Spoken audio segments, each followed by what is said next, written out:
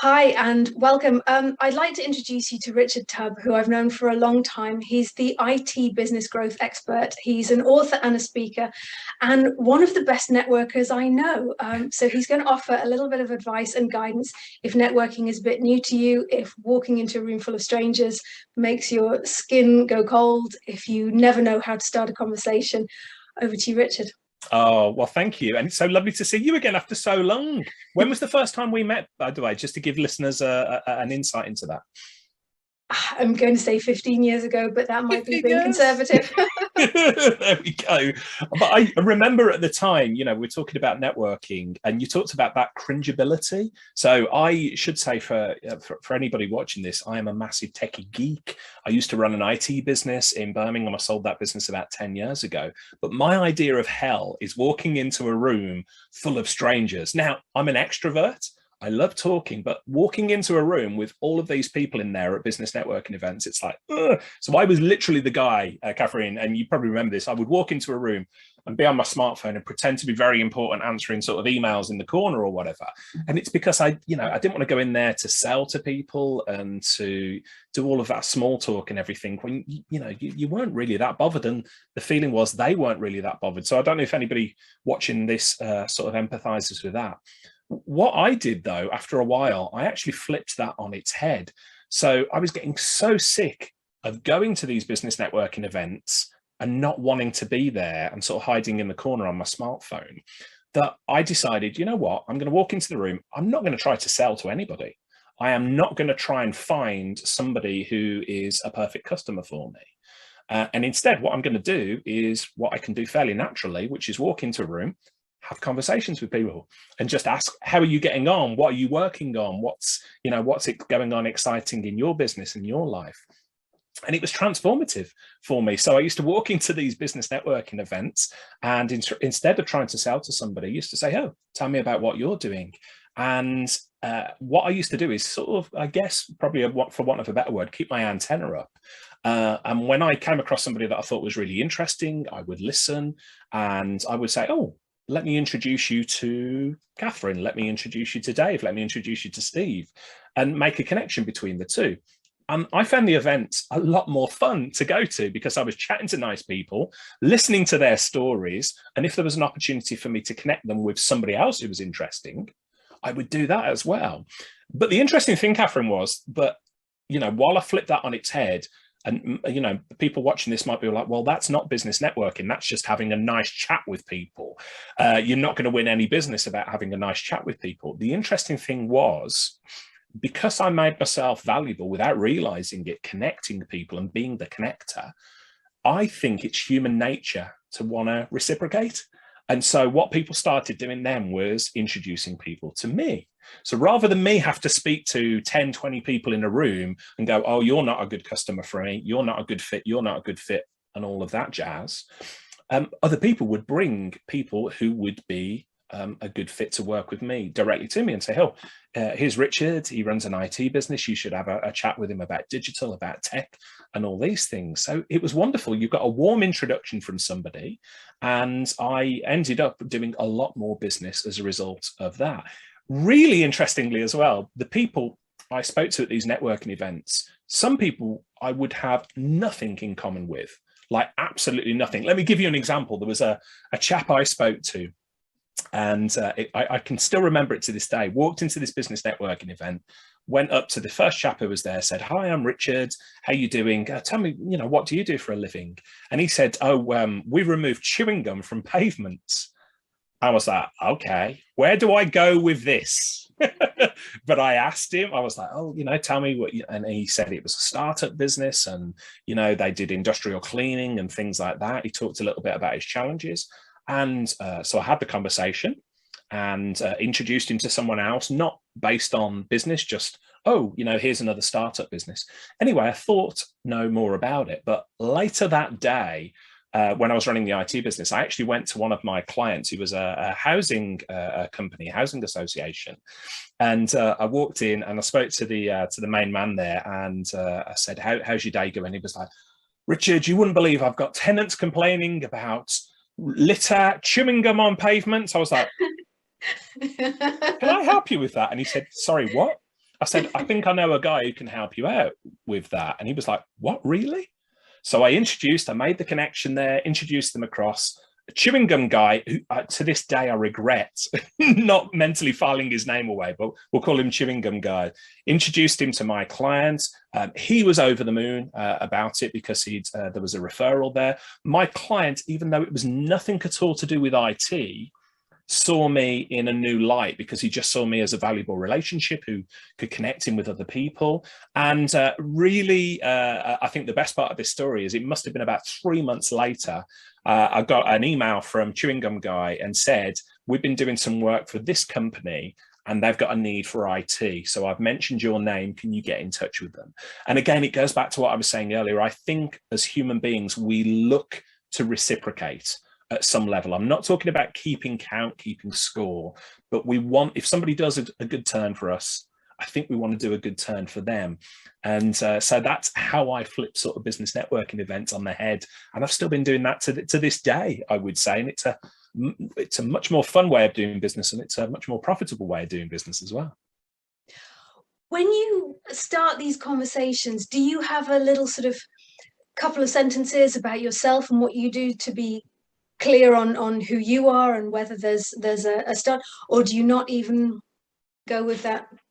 So let's be perfectly blunt here. You and I have been to a lot of these business networking events, a lot of cocktail parties, a lot of these things. The person you're speaking to could not give two hoots about you, really. They're only interested in what they want to say. So rather than fight that, I didn't give an introduction or anything. I would say, I'm Richard. Tell me about, what brings you here? What have you been up to exciting lately? Then, and most people are just really grateful to have that permission to talk about themselves. And I wasn't bothered, rather than fight against that, I would just go with it.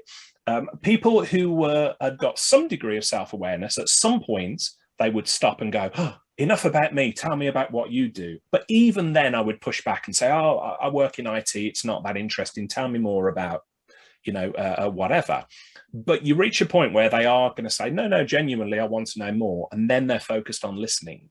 As opposed to, I think, the vast majority of people, I've heard people talk about conversations as being two people, one of which is just waiting for the other person to finish talking so they can get in what they've got in their head and they want to say.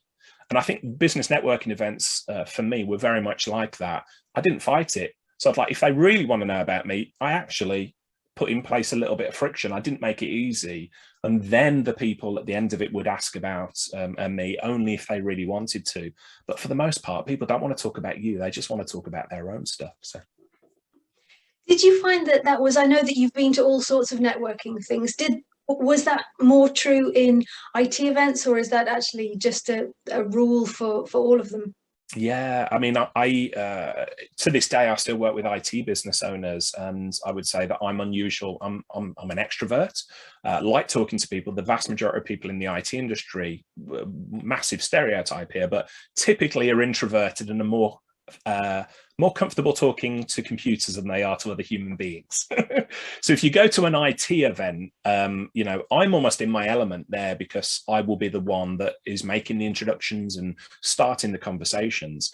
But when I went to a general business networking event, again, I think it's a case of most people are actually a little bit nervous. They're worried about what they're going to say next. So they're so worried about that, they don't actually listen to what you're saying. So rather than fight against that, I just ask them, right, there you go. Tell me everything that's going on.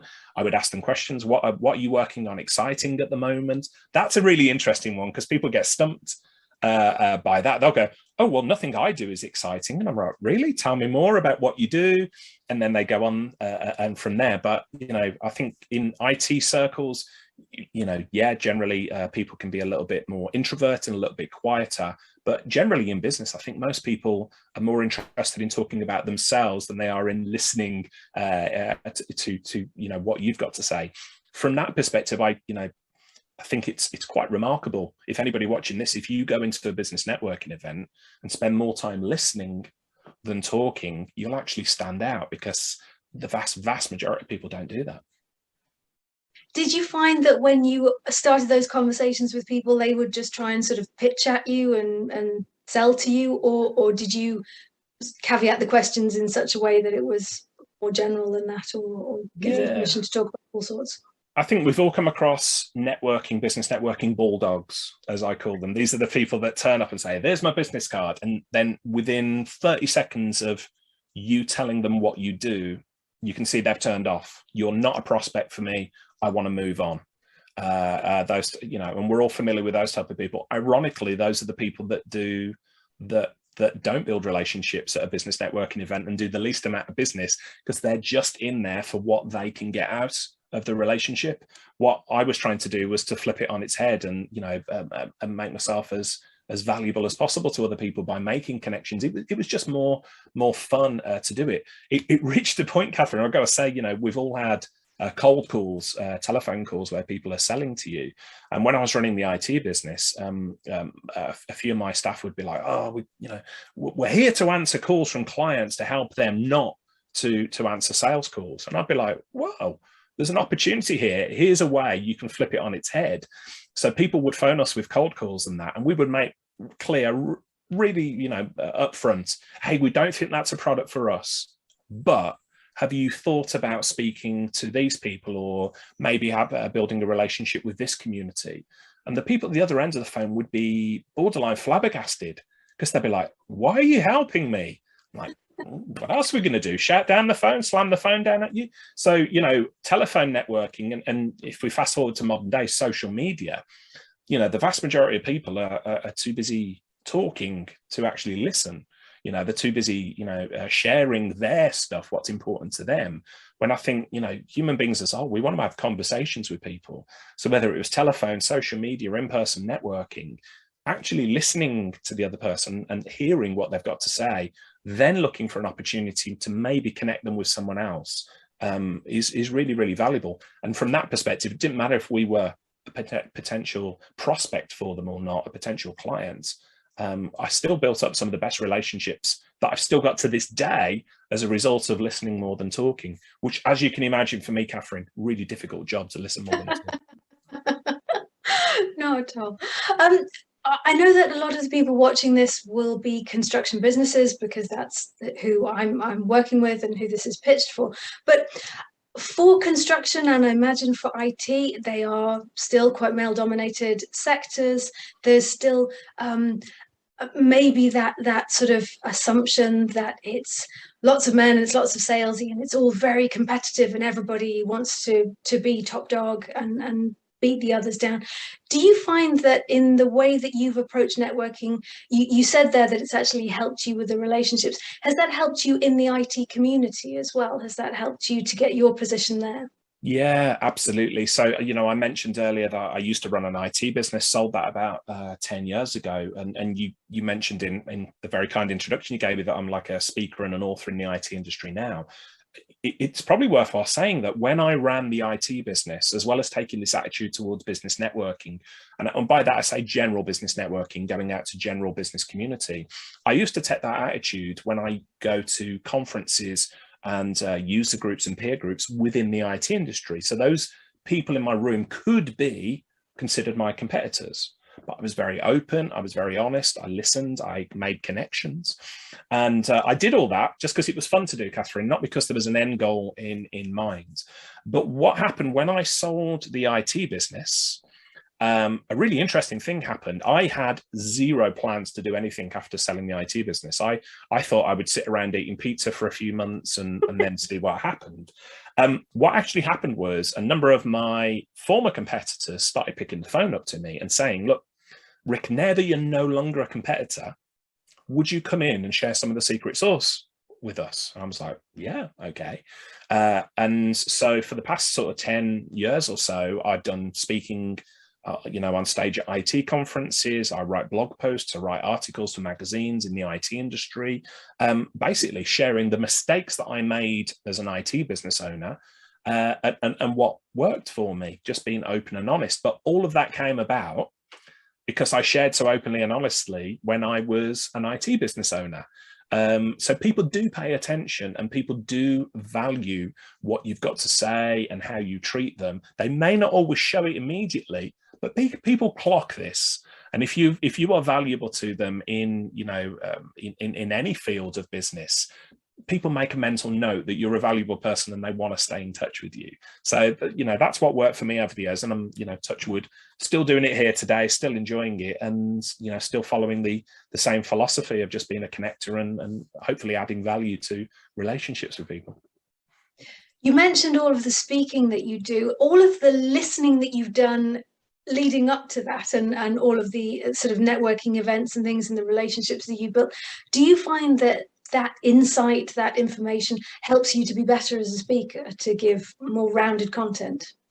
Absolutely wonderful. So, you know, when I first started out doing this, I started writing blog posts for my IT business. So we're going back, you know, 15 plus years, maybe even 20 years now. And over that time, I've now written 5,000 plus blog posts. I've got a podcast, I've got a YouTube channel, all of these things. I wouldn't be able to do any of those things, or at least do any of those things with any degree of value, unless I spent most of my time listening to what other people were saying. So when I go to conferences or events or whatever, or even if an a managed service provider, an IT business gets in touch with me and asks for advice, I listen to what they've got to say, and inevitably it will create a good story or something that I can share with others. Of course, I anonymize it, but, you know, regularly when I get on stage now, I will talk about my experiences. I'll say, I was speaking to an IT company the other week. They shared this issue. Has anybody in the audience got that? Loads of people are saying, I was like, well, okay, here's the advice that I gave them. Here's how they dealt with it. Here's how I dealt with it when I was running an IT business all back then. And, you know, and it goes for any blogs that I do, any podcasts that I do. These are all just stories, basically, that come about from listening to other people. So, you know, for people who are watching this today, it doesn't matter what industry you're in, construction, finance, IT, anything else. By listening, you can pick up a great deal of information. And if you share that information with other people, you're going to become valuable to them, and they're going to want to stay in touch with you. So I think it's as simple as that. You've shared so many valuable things here. Just to round up, if somebody was brand new to networking, if it was something that just filled them with horror, but now as the world reopens, as at this point as we are in 2021, and they're thinking, maybe I should do that, I want to go out, I want to expand my networks, I want to be talking to new people, what would be the top tips that you would give them to do that and to enjoy it? Yeah, the first thing I would do, you know, people say, well, I don't know where networking happens around me. It's really simple. Just do a Google search for networking near me or whatever, and you'll find groups. Second thing I would say is, you know, they talk about that old adage, success being 80% of success is turning up. So the majority of people don't really want to do this, so they don't bother going along consistently. Turn up to your first networking events. You found it on Google, turn up there. Find somebody else in the room who's looking slightly sheepish or doing what I did, which was being in the corner on their mobile phone. Go and introduce yourself and get to know them, and then ask them which are the networking events they go to. If they say, this is my first networking event, grab them and say, let's go together and say hello to this other person who's looking a little bit sheepish. And then you will find somebody in the room who says, oh, this local networking event is brilliant. So that's the first thing I would say. You get, you know, that should be your purpose at the first networking event, finding good networking events that you could possibly attend, go along to and attend. But do it consistently. Realize that you are not going to be activate these relationships immediately. So we talked earlier on about business networking bulldogs. Nobody likes those people. They turn up, shove a business card in your face, and then just sort of move on. Don't be that guy or girl. You know, go along, listen, have conversations with people, see if you can add value, stay in touch with people. We've got, you know, LinkedIn, other social media nowadays. Follow up with them. This is really, really, you know, simple stuff, but stuff that the majority of people don't do. So don't be the person who comes back to the office and gathers a load of business networking cards to gather dust. You know, follow up with people, build the relationship, and see it as a long-term thing. And if I can, Catherine, if I can make a book recommendation before we go, because as you can see from behind, I'm an avid reader, and a lot of the things I've talked about here came from a specific book, and it's a book called The Go-Giver by John David Mann and Bob Berg. So it's a business parable. It will take, you know, even if you're not a book reader, This will take you less than an hour to sit down and read. And we're all familiar with go-getters, the people who are going out, grinding out results, hustling and all of that jazz. This isn't, The Go-Giver is a book about what happens if you put other people first, if you put their needs and first, what sort of value can you create? So incredible book. Bob Burg, follow him on, Twitter, other social media channels. And when I read The Go-Giver, it all fell into place a little bit for me, Catherine. I was doing this sort of stuff, didn't really know why, I just knew it was fun and a good way to do things. But I read The Go-Giver and it sort of pulled it all into focus for me. So an incredible book. Yeah, I should get commission from Bob Burg, actually. Yes, you should. Make a fortune on it, but he's a lovely guy. So I highly encourage anybody watching this to go and grab that book. Fantastic. Thank you so much, Richard. I'm going to share a screen at the end of this presentation, which has got all of Richard's details, how you can find him, how you can follow him, how you can listen to the podcasts and get involved if that's something that you want to learn more about his expertise, or just because you think he's a really good guy and you want to be part of his orbit. Thank you so much for your time today, Richard. It's just been brilliant. Pleasure. Really good to see you again, Catherine. Thanks for asking me along.